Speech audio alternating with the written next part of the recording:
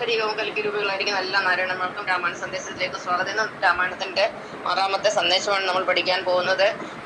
രാമായണത്തിലെ ആദ്യത്തെ അധ്യായമായ ബാലകാണ്ഡത്തിലെ അഹല്യാസ്തുതിയിൽ നിന്നും എടുത്ത ശ്ലോകങ്ങളാണ് നമ്മൾ പഠിക്കുന്നത്. ശ്ലോകം എന്താണെന്ന് നോക്കാം. ത്വന്മായാവിമോഹിത ചേതസാമജ്ഞാനിനാൻ ത്വന്മഹാത്മ്യങ്ങൾ നേരെ അറിഞ്ഞുകൂടായല്ലോ. മനസ്സേ വിശാൽമാവാൻ നിന്തിരുപടി തന്നെ മനുഷ്യനെന്ന് കൽപ്പിച്ചിടുവോരജ്ഞാനികൾ പുറത്തും അകത്തും എല്ലായിടവുമൊക്കെ നിറഞ്ഞിരിക്കുന്ന നിത്യം നിന്തിരുപടിയല്ലോ. ഈ ശ്ലോകത്തിന്റെ അർത്ഥം നമുക്ക് പഠിക്കാം. ഇതിന്റെ ഒരു സന്ദർഭം പറയേണ്ടതായിട്ടുണ്ട്. അഹല്യാദേവി ശ്രീരാമചന്ദ്രന്റെ പാദസ്പർശമേറ്റ് ശാപവിമുക്തയായി തീരുകയും അതിനുശേഷം ദേവി ഭഗവാനെ സ്തുതിക്കുകയും ചെയ്യുന്ന ഭാഗമാണിത്. എന്താണ് ദേവി പറയുന്നത്? ഭഗവാന്റെ മായയാൽ മനുഷ്യ മനസ്സ് പലവിധമായ ഭൗതിക കാര്യങ്ങളിൽ മോഹിച്ചു കിടക്കുകയാണ്.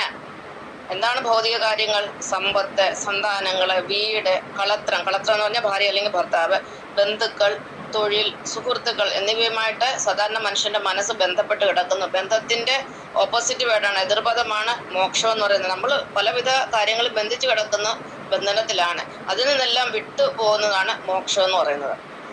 അതിനാൽ അവർ ഭഗവാനെ അറിയുന്നില്ല. സാധാരണ മനുഷ്യത്തിലെല്ലാം പെട്ടു കിടക്കുന്നുണ്ട്, അവർ ഭഗവാനെ അറിയുന്നില്ല. അവർ സ്വയം ഭഗവാനാണെന്നുള്ള ബോധം അവർക്കില്ല. അതുകൊണ്ട് അവരെ അജ്ഞാനികൾ എന്നാണ് വിളിക്കുന്നത്. അവർക്ക് ഭഗവാന്റെ മഹാത്മ്യത്തെ കുറിച്ച് യാതൊന്നും തന്നെ അറിയുകയില്ല. ഭഗവാൻ ഇങ്ങനെയാണ് ഇരിക്കുന്നത്. എല്ലാവരുടെയും മനസ്സിൽ, എല്ലാവരുടെയും ഹൃദയത്തിൽ വിളങ്ങുന്ന പരമാത്മാവായ ഭഗവാനെ അജ്ഞാനികളായ മനുഷ്യർ തങ്ങളെ പോലെ മനുഷ്യ ശരീരം സ്വീകരിച്ചവൻ എന്ന് കരുതി തെറ്റിദ്ധരിക്കുന്നു. സാധാരണ മനുഷ്യ വിചാരിക്കുന്ന ഭഗവാൻ എന്ന് പറയുന്നത് മനുഷ്യ ശരീരം സ്വീകരിച്ച ആളാണെന്ന, മനുഷ്യരൂപത്തിൽ എവിടെ ഇരിപ്പുണ്ടെന്നാണ് സാധാരണ മനുഷ്യന്റെ വിചാരം. പക്ഷെ ഭഗവാൻ അങ്ങനെയല്ല. എല്ലാവരുടെയും ഹൃദയത്തിലാണ് ഭഗവാൻ ഇരിക്കുന്നത്.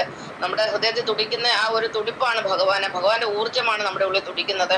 അപ്പം അജ്ഞാനികളായ മനുഷ്യർ പറയുന്നത് ഭഗവാൻ മനുഷ്യൻ രൂപത്തിലിരിക്കുന്ന ഏതോ ഒരു വ്യക്തിയാണ്. അത് പക്ഷെ ശരിയല്ല. ഭഗവാൻ ഒരു വ്യക്തിയല്ല, ഭഗവാൻ ശക്തിയാണ്. അത് പക്ഷെ വെളിപ്പെടുന്നത് ഒരു മനുഷ്യ ശരീരത്തിൽ കൂടിയാണ്. അങ്ങനെ വെളിപ്പെട്ടവരെയാണ് നമ്മൾ ഈ അവതാരങ്ങൾ എന്നൊക്കെ പറയുന്നത്.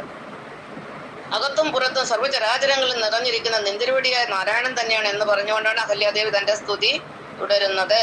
അകത്തും പുറത്തും സർവ്വചരാചരങ്ങളിൽ നിറഞ്ഞിരിക്കുന്ന ഭഗവാന്റെ ചൈതന്യമാണ്. ഭഗവാൻ ഇല്ലാത്ത ഒരു വസ്തു പോലും ഈ പ്രപഞ്ചത്തിലില്ല. അതുകൊണ്ടാണ് പറയുന്നത് മണ്ണിലും വിണ്ണിലും തൂണിലും തുരുമ്പിലും ഭഗവാൻ ഇരിക്കുന്നു. വിഷ്ണു എന്ന് പറയുന്നത് എന്താണ്? വിശ്വം പ്ലസ് അണു. വിശ്വത്തിലെ ഓരോ അണുവിലും കുടിയിരിക്കുന്നവെന്നാണ് വിഷ്ണു എന്ന വാക്കിന്റെ അർത്ഥം. വിഷ്ണു എന്ന് പറഞ്ഞാൽ നാരായണൻ തന്നെയാണ്. അപ്പം ഭഗവാന് എല്ലാ വസ്തുക്കളിലും ഉണ്ട്. അതാണ് ഞാൻ എപ്പോഴും പറയുന്നത്, ഓരോ ആറ്റത്തിലും ഓരോ കോശത്തിലും ഓരോ തന്മാത്രയിലും ഭഗവാനുണ്ട്. ഭഗവാൻ ഇല്ലാത്ത വസ്തുക്കളൊന്നും ഈ പ്രപഞ്ചത്തിലില്ല. ഭഗവാൻ ഊർജമാണ്, പ്രകാശം അന്തരീക്ഷത്തിൽ വ്യാപിച്ചു കിടക്കുന്ന പോലെ ഭഗവാൻ ഈ പ്രപഞ്ചം മുഴുവനും വ്യാപിച്ചു കിടക്കുകയാണ്. എന്തോ ഭഗവാൻ ഒരിക്കലും ഒരു മനുഷ്യ രൂപി അല്ല, അല്ലെങ്കിൽ ഒരു മനുഷ്യനെ അല്ല. ഭഗവാൻ എന്ന് പറയുന്നത് ഒരു ഊർജമാണ്. പക്ഷെ അത് വെളിപ്പെടുന്ന വ്യക്തികളെയാണ് നമ്മൾ അവതാരങ്ങൾ എന്ന് പറയുന്നത്. പക്ഷെ എല്ലാവരും ഭഗവാൻ തന്നെയാണ്. ഭഗവാൻ എല്ലാവരിലും വസിക്കുന്നുണ്ട്. എല്ലാവരും ഭഗവാൻ തന്നെയാണ്. ഇതാണ് ഇന്നത്തെ പാഠം. നന്ദി, നമസ്കാരം.